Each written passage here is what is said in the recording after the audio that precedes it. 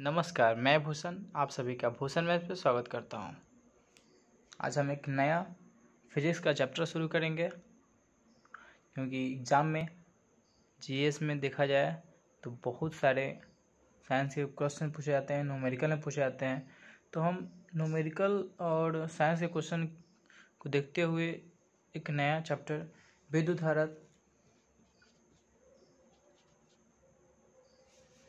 धारा शुरू कर रहे हैं।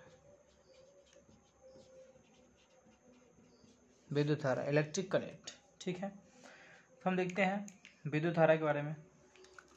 तो आप विद्युत धारा के बारे में सुने होंगे, हमारे आम घरों में क्या होती है, विद्युत धारा का बहुत महत्व है, विद्युत करंट का, है ना। विद्युत करंट, अगर करंट नहीं हो तो क्या होगा, हमारे घर में बिजली नहीं चलेगी। करंट दो प्रकार के, एसी करंट होता है, डीसी भी करंट होता है। चलिए छोड़िए, हम विद्युत धारा के बारे में बताते हैं। धारा जो होती है यानी एकांक समय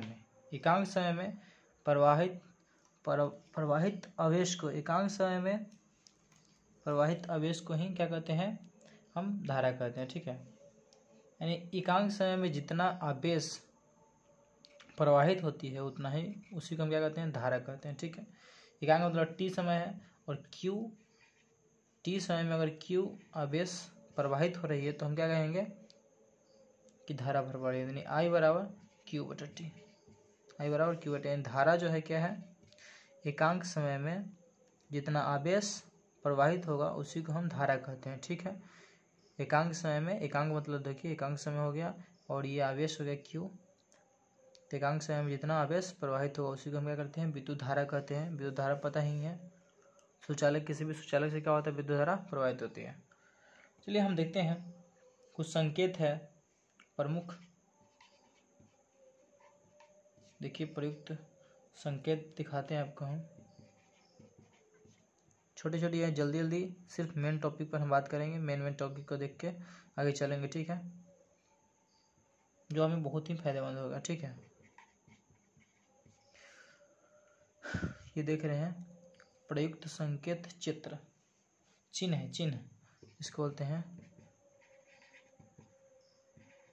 देख रहे हैं नोटिटेशन, मतलब नोटिस करने वाला है, किसी को डिनोट करेगा। जैसे कि देखिए आवेश, तो आवेश को हम क्या करते हैं, क्यू से डिनोट करते हैं, ठीक है। इसका संकेत चिन्ह क्या है, क्यू है, आवेश क्यू, यहाँ क्यू लिखा हुआ है तो हम बोल देंगे क्या होगा, आवेश होगा। विद्युत ऊर्जा को हम क्या करते हैं, यू से सूचित करते हैं, क्या, बड़ा वाला यू से।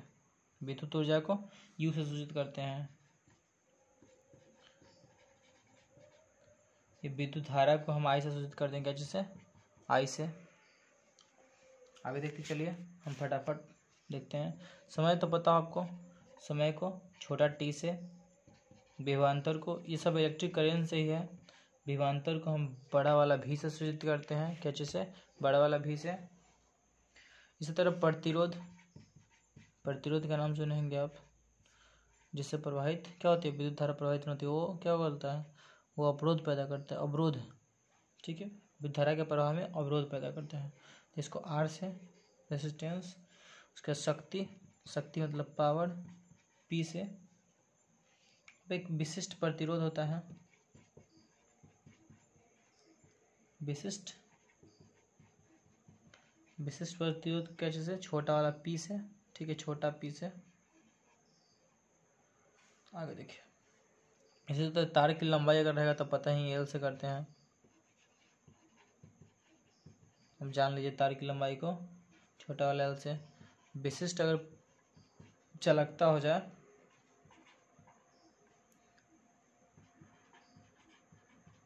तो विशिष्ट चालकता को हम के से सूचित, कैसे, के से, बड़ा वाला के से सूचित करते हैं, ठीक है। चलिए फिर इसी को मिटाकर हम लिखते हैं फटाफट, तो आगे समझ गए। चलिए आगे देखते हैं।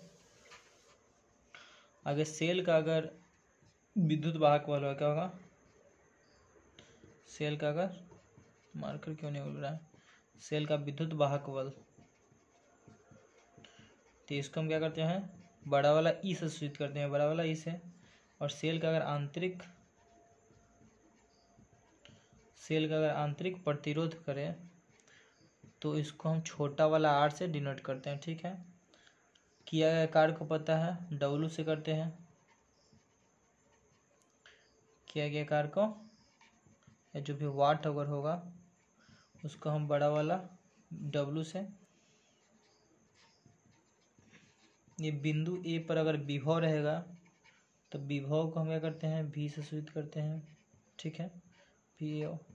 चलिए इतना आप समझ गए, ये संकेत था। चलिए आगे देखते हैं प्रमुख सूत्र।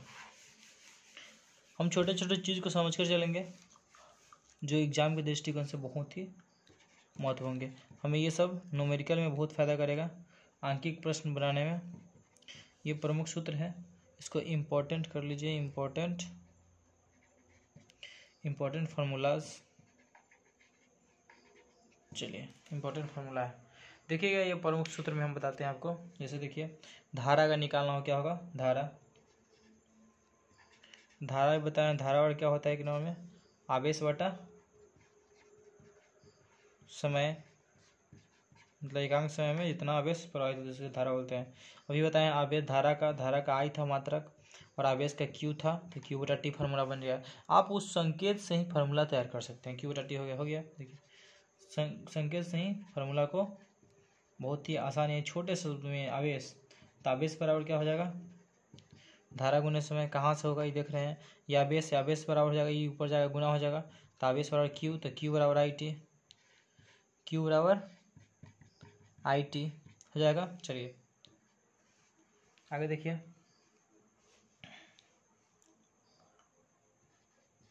तीन प्रतिरोध है, तो प्रतिरोध तो पता है, प्रतिरोध क्या होता है, विभवांतर बटा धारा, विभवांतर बटा धारा, यानी आर बराबर वी बटा आई। अगर ये धारा दिया रहे यहाँ से, तो यहाँ से भी धारा निकल जाएगा, ऐसे धारा ऊपर जाएगा, ये नीचे आएगा, यानी विभवांतर बटा, दिख रहा है आपको, समझ रहे होंगे। तो यहाँ से ये धारा ऊपर जाएगा, प्रतिरोध नीचे आएगा कि नहीं आएगा, तो ये क्या हो जाएगा, आई बराबर वी बटा आर हो जाएगा। समझ रहे हैं। चलिए आगे, तो आर बराबर वी बटा आई बराबर वी बटा आर हो गया। अब अगला 4 नंबर देखते हैं, 5 नंबर। अगला 5 नंबर क्या है, दो बिंदुओं के बीच, देख रहे होंगे आप, दो बिंदुओं के अगर बीच का विभवांतर निकालना हो, तो हम क्या करेंगे, इसका होता है आवेश को एक बिंदु से दूसरे बिंदु तक ले जाने में किया गया कार्य, आवेश को एक बिंदु से दूसरे बिंदु तक, एक बिंदु से दूसरे बिंदु तक ले जाने में किया गया कार्य, ले जाने में किया गया कार्य बटा क्या होता है, आवेश। थोड़ा बड़ा है, समझ लीजिएगा। तो दो बिंदुओं के बीच अगर विभवांतर निकालना हो तो क्या करेंगे, आवेश को एक बिंदु से दूसरे बिंदु तक ले जाने में किया गया कार्य, और क्या होता है, बटा आवेश होगा। ठीक है, तो यानी भी बराबर क्या हो जाएगा, भी बराबर, यहाँ से भी बराबर किया गया कार्य है, तो भी बराबर क्या होगा, डब्लू बटा क्यू। आवेश का तो बताए थे, आवेश का क्या होता है, क्यू होता है, देख रहे हैं। आवेश को क्यू लिखेंगे और किया गया कार्य है, तो किया गया कार्य को हम डब्लू से सूचित करेंगे, तो डब्लू बटा क्यू, यानी भी बराबर डब्लू बटा क्यू। अगला देखते हैं 6 नंबर।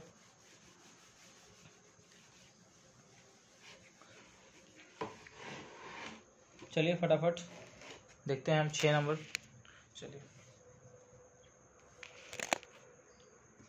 ये 6 नंबर सूत्र है, प्रतिरोध। क्या प्रतिरोध देखिएगा, प्रतिरोध का भी बताया था, एक और क्या बताया था, वी बटा आर बताया था, वी बटा आई। यहाँ एक प्रतिरोध बराबर होता है विशिष्ट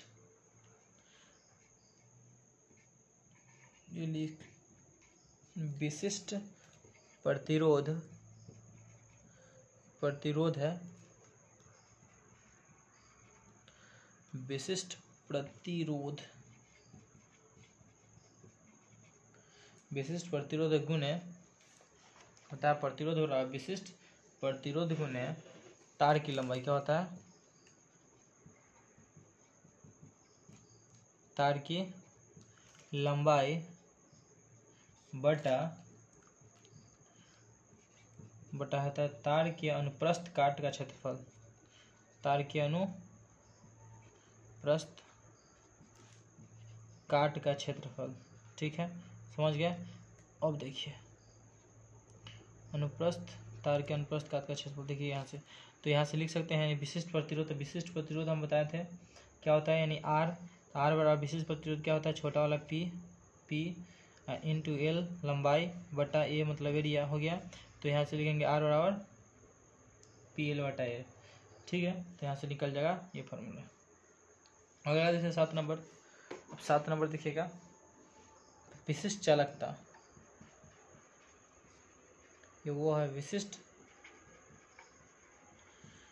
चालकता का होता है फॉर्मूला 1 विशिष्ट प्रतिरोध। क्या होता है 1 विशिष्ट प्रतिरोध होता है, क्या होता है वो 1 विशिष्ट प्रतिरोध।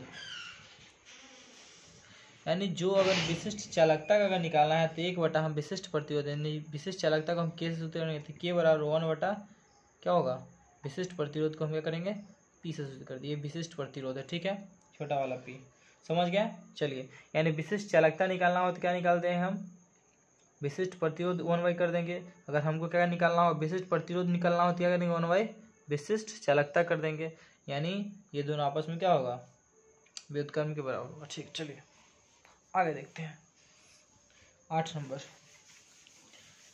चलिए आप सुन रहे होंगे, हमें समझ में आ रहा होगा, उम्मीद है आप समझिए, ये बहुत ही फायदेमंद होगा आपके लिए। समतुल प्रतिरोध,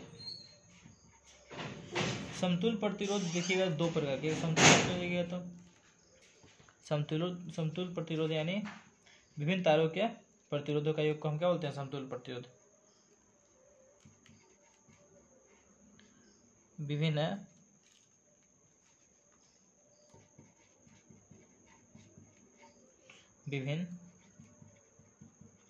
तारों के प्रतिरोध, विभिन्न तारों के प्रतिरोध का योग यानी यहाँ से लिख सकते हैं आर बराबर प्रतिरोध, यानी समतुल प्रतिरोध का आर मानेंगे तो आर बराबर लिख सकते हैं क्या R1 + R2 + R3 dash dash जो भी होगा। क्या देखिए अब प्रतिरोध 2 प्रकार से होते हैं, एक श्रेणी क्रम में एक समांतर क्रम में। समांतर क्रम में होता है 1 हो जाएगा, और ये श्रेणी क्रम में हो तो ऐसे लिखाएगा सीरीज में। चलिए आगे हम 9 नंबर विभवांतर देखते हैं। क्या देखते हैं विभवांतर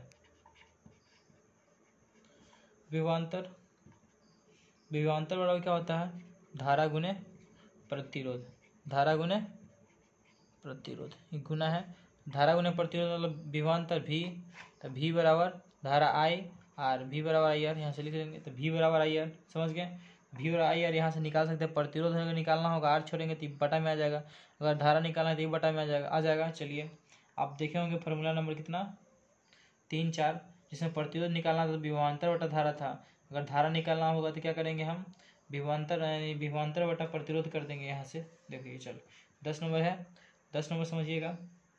10 नंबर धारा आपको पता है, धारा वाला क्या होगा Q बटा T, जब आवेश दिया रहेगा तब। मतलब ये फार्मूला इसलिए हम लिखवा रहे हैं कि कहीं कहीं आपको धारा निकालना रहे और दिया रहेगा विद्युत वाहक बल दिया रहेगा, आंतरिक प्रतिरोध और बाहरी प्रतिरोध दिया रहेगा, तब कैसे हम निकालेंगे। धारा का मान होता है सेल का विद्युत वाहक बल, सेल का विद्युत वाहक बल, सेल का विद्युत वाहक बल बटा, ये बटा है समझ रहे हैं, सेल का विद्युत वाहक बल बटा तार का बाह्य प्रतिरोध, तार का बाह्य प्रतिरोध प्लस आंतरिक प्रतिरोध। मतलब अगर हम इससे भी निकालेंगे, कभी कभी ये दे देगा आपको और कहेगा कि विद्युत धारा, हो सकता है वहाँ पे आवेश नहीं दे, समय नहीं दे, हो सकता है धारा निकालने के लिए आपको विभवांतर प्रतिरोध ना दे और क्या they sell they they, cell का विद्युत वाहक बल दे दे, और तार का आंतरिक प्रतिरोध क्या दे बाह्य प्रतिरोध दे दे। ठीक है, समझ रहे हैं आप हमारी बातों को। तो क्वेश्चन एग्जामिनर कुछ भी दे सकता है। आजकल देख रहे हैं बहुत ज़्यादा बच्चे फॉर्म डाल रहे हैं, कंपटीशन इतना हार्ड हो गया है, तो आपको वो भी पढ़ना पड़ेगा जो आने के सामने है, ठीक है। जो आ चुके हैं सिर्फ उसी को नहीं, उससे रिलेटेड भी कुछ पढ़ना पड़ेगा। यानी धारा का मान पूछा है, आई क्यू टी पे पूछ दिया है, वी बटा आई, और यानी वी बराबर क्या बोलते हैं, आई बराबर वी बटा आर पे पूछ दिया, तो हो सकता है इस पर भी पूछ दें, तो आपको ये ध्यान रखना होगा। तो ये आई बराबर क्या हो जाएगा, यहाँ से विद्युतवाहक बल ई बटा क्या हो जाएगा, छोटा आर प्लस बड़ा आर हो जाएगा, बाह्य प्रतिरोध बड़ा आर, आंतरिक प्रतिरोध छोटा आर। समझ गए बातों को। चलिए, आपको ये सब प्रश्न, इस तरह के फार्मूला को याद रखना बहुत ज़रूरी है, बेहद ज़रूरी है। प्रश्न में दिया रहेगा, सिर्फ आपको फार्मूला याद रहेगा तभी आप कर पाइएगा। तो अगला फार्मूला देखिएगा, विद्युत ऊर्जा। हमारा मेन मकसद यही है कि आपको ये सब अवगत करा दिया जाए। विद्युत ऊर्जा बराबर होता है शक्ति गुने समय। क्या होता है, शक्ति गुने समय, यानी विद्युत ऊर्जा यानी यू बराबर पी गुने टी, यू बराबर पी गुने टी। अब देखेंगे 12 नंबर वाट, ये वाट नहीं है, वाट है। वाट बराबर होता है वोल्ट गुने एम्पियर। क्या होता है, वोल्ट गुने एम्पियर। वाट को बड़ा वाला डब्ल्यू से कहते हैं ना, भी इंटू ए। वाट बराबर डब्ल्यू बराबर भी ए, डब्ल्यू बराबर भी ए, ठीक है। कार्य बराबर क्या होता है, डब्ल्यू बटा टी, यानी भी डब्ल्यू बटा टी क्या होता है, एफ बराबर डब्ल्यू बटा टी। चलिए, पी बराबर डब्ल्यू बटा टी होता है, जो शक्ति बराबर पी होता है, यानी पी बराबर डब्ल्यू बटा टी होता है। यानी डब्ल्यू वहाँ भी है, डब्ल्यू यहाँ भी है, तो डब्ल्यू अगर वोल्ट एम्पियर दिया रहेगा तो डब्ल्यू निकाल सकते हैं दोनों को आपस में गुना करके। एक होता है शक्ति, यानी 13 नंबर देखते हैं शक्ति का फॉर्मूला, यानी पी, शक्ति को पी से, शक्ति बराबर होता है किया गया कार्य, शक्ति बराबर किया गया कार्य बटा समय, मतलब कि जो काम किया गया है कितना समय में किया गया है। देखिए, तो कार्य डब्ल्यू, यानी पी शक्ति हो गया पावर, और डब्ल्यू बटा छोटा टी, तो क्या हो गया, ये शक्ति का फॉर्मूला हो गया। समझ गए आप। चलिए, अब सेलों के श्रेणीक्रम को अगर हम जोड़ेंगे तब क्या होगा। मान लीजिए प्रतिरोध के लिए हम लगा देंगे, अगर सीरीज में है तो दोनों सबको जोड़ देंगे ऐसे ही, R1 plus R2 plus R3। अगर पैरेलल में है तो 1 कर देंगे, 1 पैरेलल में क्या करेंगे, 1/R प्लस 1/R।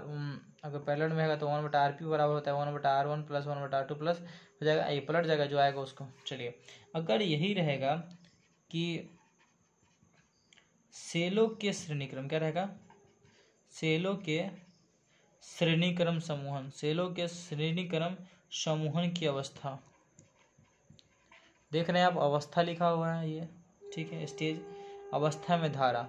अगर बाय द वे मान लीजिए कि सेलों को श्रेणीक्रम में जोड़ दिया गया है, क्या जोड़ दिया गया है, सेलों को अगर श्रेणीक्रम, सेलों के श्रेणीक्रम समूहन की अवस्था में धारा का मान बताना है तो कैसे होगा। तो इसके लिए हम क्या कर सकते हैं, इसके होता है सेलों के श्रेणीक्रम में, यार हल्ला कर रहा है गाड़ी, चलिए गाड़ी पास कर गई है, आवाज़ अब नहीं मिलेगा आपको। तो देखिएगा, हमारा रूम बस स्टेशन के जस्ट बगल में ही है, इसलिए थोड़ा ज़्यादा आवाज़ आता है, गाड़ी आती है तो। देखिएगा, तो सेलों के श्रेणीक्रम समूहन की अवस्था, वहाँ पे कभी प्रतिरोध का था हमारा ऑन कर दिए। अगर सेलों के श्रेणीक्रम की अगर धारा पूछ रही है, अवस्था में धारा, तो धारा आई हो गया, और इसमें क्या होगा, सेलों के श्रेणीक्रम दिया रहेगा तो n, जितना अगर सेल होगा सेलों की संख्या और उसका विद्युत वाहक बल, ठीक है, बटा बड़ा आर, मतलब समझ रहे हैं, बाह्य प्रतिरोध, अब प्लस इन आर, छोटा आर मतलब क्या, जितना होगा प्रतिरोध। मान लीजिए 5 गो बैटरी है तो 5 गो बैटरी का आंतरिक प्रतिरोध। समझ गए बातों को। चलिए, अब हम कुछ ऐसे परिभाषाओं पे हम चर्चा करेंगे जो जिससे रिलेटेड क्वेश्चन एग्जाम में आते हैं, ठीक है। तो हमें ये सब जानकारी रखना बहुत जरूरी है, हो सकता है कि इससे रिलेटेड क्वेश्चन एग्जाम में आ जाए। उसके बाद हम फिर आप न्यूमेरिकल क्वेश्चन भी कराएंगे, तो जितना हो सके हमसे उतना हम आपको उपलब्ध करा देंगे, ठीक है। जितना हम पढ़ेंगे उतना हम चाहते हैं कि आपको भी उपलब्ध कराएं, ठीक है। चलिए, तो आप इन फार्मूला को 1 बार 2 बार लिखिएगा, आपको याद हो जाएगा। ये सब फार्मूला डायरेक्ट एग्जाम में संबंध के रूप में आते हैं, ठीक है, कि इसके बीच संबंध याद करें तो आपको फार्मूला याद रहेगा, तभी आप क्या कीजिएगा, संबंध स्थापित कर सकते हैं, संबंध व्यक्त कर सकते हैं, ठीक है। चलिए दोस्तों, तो आगे हम देखते हैं, कुछ परिभाषा है, जो क्या है, कुछ परिभाषाओं के बारे में हम बताते हैं आपको। जैसे देखिएगा, आवेश के बारे में बात करते हैं। आवेश हम लिख देंगे, आप सुनिएगा भी, पर नहीं दिखेगा तो आप क्या, आवेश को हम चार्ज कहते हैं, CH चार्ज। देख रहे हैं चार्ज लिखा हुआ है, देखिए। तो जब दो वस्तुएं आपस में रगड़ी जाती है, देखेंगे जब दो वस्तु को हम आपस में रगड़ते हैं तो इनमें दूसरी वस्तु को आकर्षण करने का गुण आता है। क्या होता है? दूसरी वस्तु को आकर्षण करने का गुण आता है। अब देखे होंगे बचपन में पेन को हम क्या करते थे, पेन को हम बाल में वो लगा करके बाल में रगड़ करके और पेपर को थोड़ा सा फाड़ करके उठाते थे, देखते थे कि वो ऊपर उठता था ना। चलिए, तो यही बताना है कि आवेश होता है जब दो वस्तु आपस में क्या होती है, रगड़ी जाती है, तो इनमें दूसरी वस्तु को क्या है, आकर्षण करने का गुण आ जाता है, अर्थात वस्तु विद्युतमय हो जाती है, यानी विद्युत उसमें हो जाती है, यानी चार्ज हो जाता है। ठीक है, इसे आवेशन अथवा आवेश कहते हैं। समझ में आ रहा है आपको? जैसे कि बचपन में बहुत मतलब हम लोग बचपन में करते थे कि छोटा सा पेपर का वो फाड़ लेना है और क्या करना है, उसको हम अगर सर में थोड़ा सा वो कहते हैं तेल नहीं है, लेकिन तेल से नहीं चिपकता था, हम कहते हैं तेल से चिपक रहा है, लेकिन वैसा नहीं होता था। क्यों नहीं होता था? क्योंकि उसमें देखते हमें तो वो नहीं पता था कि सही में वो रगड़ने से क्या हो रही है, उसमें चार्ज आ रही है, वस्तु को आकर्षण करने का गुण आता था, वो विद्युतमय उसमें आवेश आ जाती थी। लेकिन आज पता चलता है, हम अब पढ़ते हैं, जब सियाना हुए तो मालूम पड़ा क्या कि वस्तु वहाँ पे वो तेल की वजह से नहीं, बल्कि किसी भी वस्तु को, जैसे कि पेन को ही हम यहाँ पे रगड़ के हम करेंगे तो क्या होगा, ये आपस आराम से उड़ जाती है। क्यों उड़ जाती है? क्योंकि वो वस्तु क्या होती है, उसमें ऐसा आकर्षण आ जाता है दूसरे वस्तु को आकर्षित करने का, उसी यानी वस्तु विद्युतमय हो जाती है, उसमें विद्युत आ जाता है, वो आवेश हो जाती है। ठीक है, उसमें उसके अंदर क्या होता है, वो बैटरी चार्ज यानी वस्तु ही चार्ज होती है, यानी इसे आवेशन कहते हैं या आवेश कहते हैं। ठीक है, चलिए दोस्तों, तो हम लिख देते हैं, देखिएगा। देखिए, आपको दिख रहा होगा, हम लिख दिए हैं वीडियो रोक करके, ताकि वीडियो लंबा ना हो। जब दो वस्तु आपस में क्या होती है, रगड़ी जाती है, तो इनमें दूसरे वस्तु को आकर्षित करने का गुण आ जाता है, अर्थात वस्तु विद्युतमय है, मय विद्युतमय, सुन रहे हैं आप, विद्युतमय हो जाती है। इसे क्या होते हैं, आवेशन अथवा आवेश कहते हैं। समझ गए? चलिए, तो आप समझ गए होंगे बचपन में क्यों ऐसे होता था। चलिए, तो अब देखते हैं विद्युत यानी इसी के आवेश का प्रकार। तो आवेश कितने प्रकार होते हैं इसे देखिएगा। आवेश दो प्रकार होते हैं, कितने प्रकार के? ये दो प्रकार के होते हैं। कितने? दो प्रकार के। कौन कौन होते हैं? एक होता है धन आवेश, और दूसरा होता है क्या, ऋण आवेश। धन मतलब पॉजिटिव चार्ज और ये नेगेटिव चार्ज। ठीक है, समझ गए मेरी बातों को? यानी ये क्या होगा, ये होगा धन आवेश, और ये होगा ऋण मतलब कर्ज में डूबना, माइनस में रहना, किसी से लेना। देखिए, अब बताते हैं धन आवेश क्या है। ध्यान से देखिए, धन आवेश क्या है और ऋण आवेश क्या है। देखिएगा, धन आवेश वह आवेश है जो कांच को रेशम से रगड़ने पर कांच में उत्पन्न होता है। मतलब कांच, देखिए इसका हम लिखते हैं बारे में, यानी ये क्या है, धन आवेश वह आवेश है, धन मतलब पॉजिटिव चार्ज है, लेकिन धन आवेश, धन का मतलब पॉजिटिव होता है, यानी धन आवेश वह आवेश है। क्या है? यह वह आवेश है जो कांच को रेशम पर यानी कांच को हम, जैसे कि ये रेशम है मान लीजिए, और ये हम कांच हम लिए हुए हैं, कांच को रेशम पर क्या करेंगे, कांच को रेशम से, यानी कांच को रेशम से, उल्टा कर दिए हैं, कांच को रेशम से, ये कांच रखा हुआ है, इस पर हम रेशम से क्या करेंगे, रगड़ के क्या करेंगे, वो उत्पन्न करेंगे। कांच को रेशम से रगड़ने पर कांच में उत्पन्न होता है। कहाँ उत्पन्न है? कांच में उत्पन्न होगा, कांच में उत्पन्न होता है, उत्पन्न होगी। ठीक है, चलिए, बात समझ रहे हैं आप हमारा? तो कांच पर हम अगर रेशम से रगड़ेंगे, और हम बताएं कि रगड़ने से क्या होता है, वो वस्तु चार्ज में हो जाती है, यानी विद्युत में हो जाती है, जिसके कारण बचपन में उड़ जाता है पेपर। तो यहाँ पर कहना ये है कि कोई भी वस्तु, यानी जब आवेश हुआ, मतलब धन आवेश वह आवेश है जो क्या है, कांच को रेशम से रगड़ने पर, कांच को हम जब रेशम से रगड़ेंगे तो कांच में जो उत्पन्न आवेश होगा उसी को हम धन आवेश कहेंगे। अब बात है ऋण आवेश का। ऋण आवेश देखिएगा, ऋण आवेश का हम बताते हैं। तो ऋण आवेश क्या है? तो ऋण आवेश जो है, यह वह आवेश है जो, जैसे आबसुन होता है, आबनुस को बिल्ली की खाल से रगड़ने पर, आबनुस समझते हैं, किसी को मारने वाले को वो होता है, तो आबनुस यह वह आवेश है कि वह आवेश है जो आवेश को बिल्ली की खाल पर रगड़ेंगे। उसमें था कि हम शीशा पे उसको रगड़ेंगे, यहाँ पे इसको क्या करें, आवेश को ही हम बिल्ली के खाल से रगड़ेंगे। वहाँ पे था कि हम रेशम से रगड़ेंगे शीशा को, यहाँ पर आवेश को बिल्ली की खाल से रगड़ने पर उत्पन्न होता है। रगड़ने पर आवेश में उत्पन्न होता है। कहाँ? आवेश में उत्पन्न होता है। ठीक है, समझ गए बात को। जैसे कि वहाँ था कि हम कांच पे आता था करंट, मतलब कि चार्ज होता था। यहाँ क्या है, आवेश जो है वो चार्ज होगा कब, कैसे, जब बिजली की खाल से हम क्या करेंगे, उसको रगड़ेंगे तो आवेश में उत्पन्न जो होता है आवेश, उसी को हम क्या बोलेंगे, ऋण आवेश बोलेंगे। क्या बोलेंगे? Minus charge. ठीक है, चलिए आगे देखते हैं कुछ महत्वपूर्ण परिभाषा। तो आप समझ गए होंगे आवेश क्या होता है। जब रगड़ेंगे तो क्या होती है, उसमें दूसरे वस्तु को अपनी ओर आकर्षित करने का गुण आ जाता है, तो उसी को हम क्या कहते हैं, चार्ज कहते हैं। चलिए आगे पढ़ना है, आवेश का पृष्ठीय घनत्व क्या है। आवेश का पृष्ठ घनत्व, ठीक है,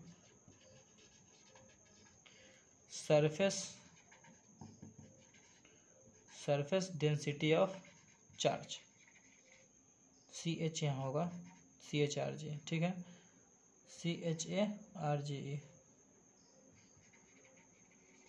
समझ गया बातों को। यानी सरफेस डेंसिटी ऑफ चार्ज यानी आवेश का पृष्ठ घनत्व, किसी पृष्ठ के एकांक क्षेत्रफल पर उपस्थित आवेश की मात्रा को क्या बोलते हैं, आवेश का पृष्ठ घनत्व कहते हैं। मतलब कोई भी जगह, छोटा से छोटा जगह है और इस पर जैसे कि कोई भी वस्तु, हम बोल रहे हैं कि यही पेन है, पेनों को हम रगड़ रहे हैं तो इस पर एक आवेश आ रहा है ना, एक आवेश उत्पन्न हो रहा है। तो किसी पृष्ठ के एकांक यानी छोटा सा क्षेत्रफल पर उपस्थित आवेश की मात्रा, इस पर जो आवेश आ जाएगी, चार्ज हो जाएगा, तो आवेश की मात्रा को क्या बोलते हैं, आवेश का पृष्ठ घनत्व कहते हैं। समझ गए बात को। देखिए हम यहाँ फॉर्मूला इसका परिभाषा लिखते हैं, यानी किसी पृष्ठ, कुछ भी हो सकता है, किसी पृष्ठ यानी सतह, किसी पृष्ठ के एकांक मतलब एकदम छोटा सा यूनिट, एकांक क्षेत्रफल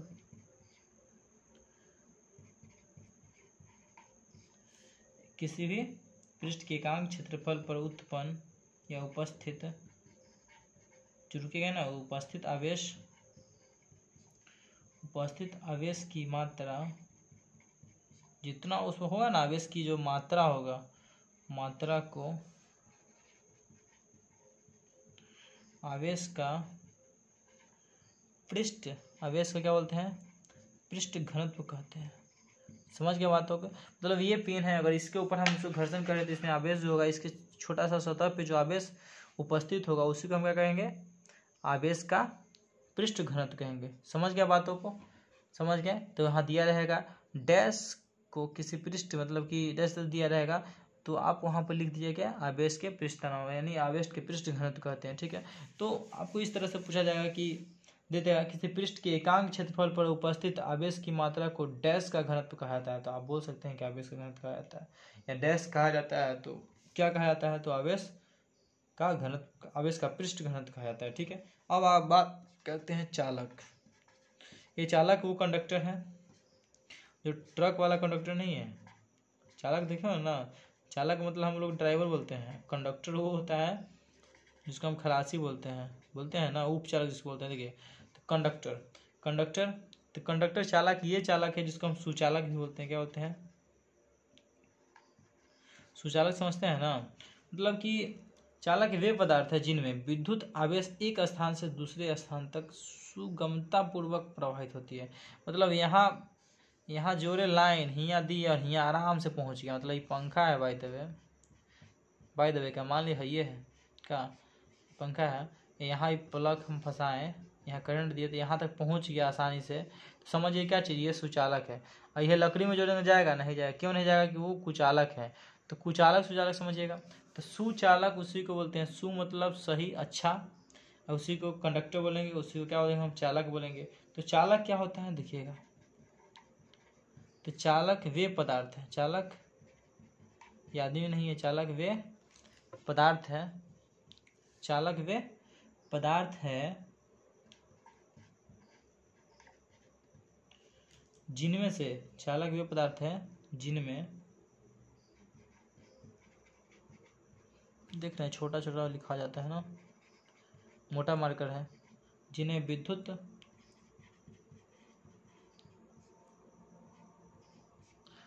विद्युत आवेश क्या होता है, जिनमें विद्युत आवेश एक स्थान से दूसरे स्थान, एक स्थान से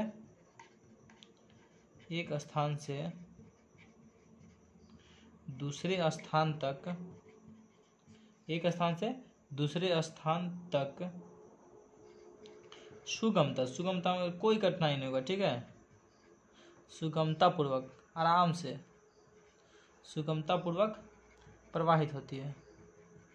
क्या हो गया, सुगमता पूर्वक प्रवाहित, मतलब समझते हैं ना, यहाँ से वहाँ तक पहुँच जाना, यहाँ से कठिनाई नहीं होना, प्रवाहित हो जाता है। क्या होता है, प्रवाहित हो जाता है। जैसे समझते हैं सोना हो गया, चांदी हो गया, पित्तल, एल्युमिनियम, तार हम लोग यूज करते हैं ना बिजली वायर में, तो पीतल हो गया, तांबा हो गया, ठीक है, चांदी हो गया, एल्युमिनियम हो गया, आयरन हो गया, तो एल समझते हैं ना, एल मतलब एल्युमिनियम इत्यादि etc। चलिए, तो चालक समझ गए, चालक वो पदार्थ है जिनसे होकर क्या होती है, विद्युत धारा, विद्युत आवेश आसानी से सुगमता पूर्वक प्रवेश क्या होती है, प्रवाहित हो जाती है, तो उसको चालक कहते हैं। अब बात करते हैं कुचालक। कुचालक मतलब अचालक, या जो बोलिए अचालक, इसी को बोलेंगे कुचालक,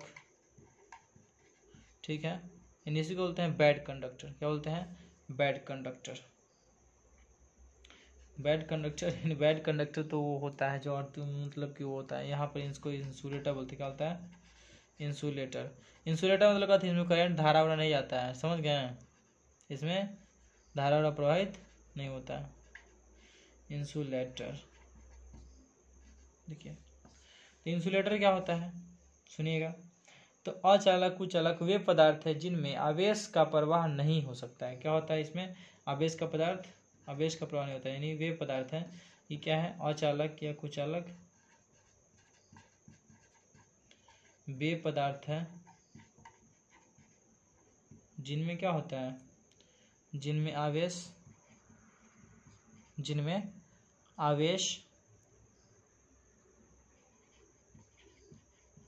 आवेश का प्रवाह नहीं होता, आवेश का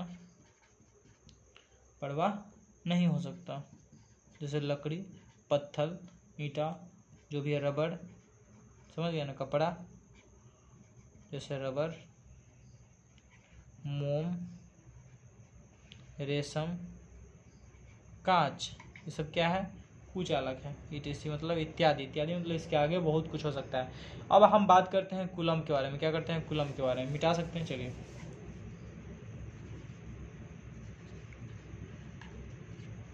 कूलम को हम क्यों से शुद्ध करते हैं बताया था थोड़ा सा पहले। तो कूलम क्या होता है, देखिए, तो कूलम होता है कि किसी चालक में 1 एम्पियर की धारा 1 सेकंड तक प्रवाहित करने पर उत्पन्न आवेश की मात्रा को कूलम कहते हैं। देखिए, कूलम क्या है, तो किसी चालक में, जो तार है, किसी चालक में 1 एम्पियर, किसी चालक में 1 एम्पियर, किसी चालक में 1 एम्पियर की विद्युत धारा, 1 एम्पियर की विद्युत धारा, 1 एम्पियर की विद्युत धारा 1 सेकंड, कितना सेकंड तक, 1 सेकंड तक प्रवाहित किया जाता है, 1 सेकंड तक प्रवाहित, 1 सेकंड तक प्रवाहित करने, 1 सेकंड तक प्रवाहित करने पर उत्पन्न